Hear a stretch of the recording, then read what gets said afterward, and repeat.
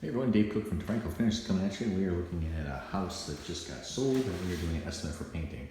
So some of the stuff that we look for when we're coming in and things that you consider as far as when you're hiring a painter, the existing curtain rods, are they staying or are they going? Damage to the wall, hopefully I show it there, you can see the nail pops, some of the cracks underneath. Is this trim getting painted to match the base trim? The crown molding here, it's not too bad. See, there was no issues in here on the crown molding.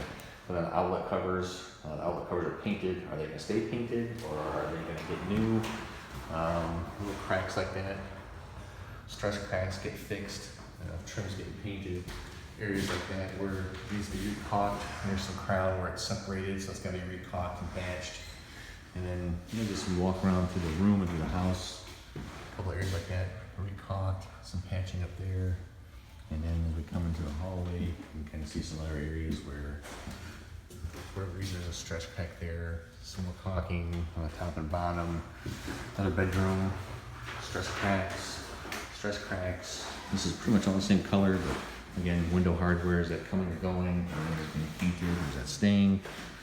And here's another bedroom. You can kind of see it's kind of rough on the base trim, so we're painting it all, but little things like filling the holes, caulking, spurs and nail pops right over the ceiling in this room, but those have to be fixed. And then bedroom, which is getting repainted. You can see that corner where some previous hardware was up there. That's all coming off to get fixed. Then the closets, you don't really think about it, but are the closets getting painted? Are they staying? Is the hardware that's in here going to be coming out or being stained?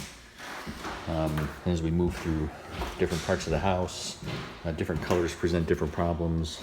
Like here, they're taking out base trim, but we want to make sure that we account for new trim that's going in. It has to be caulked, nail holes have to be filled and painted, and then colors that are existing, such as this red.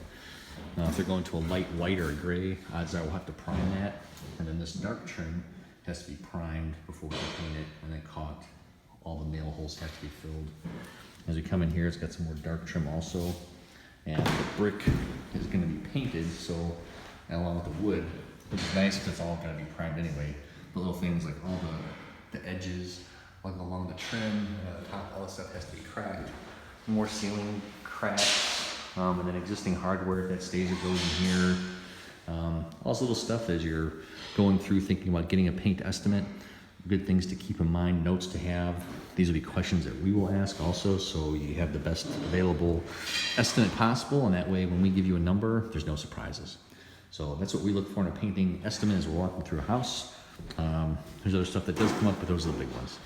So just to kind of keep you in mind, keep us in mind, Franco Finishes for interior painting, wallpaper, cabinet finishing. We're here to help you love the house you live in.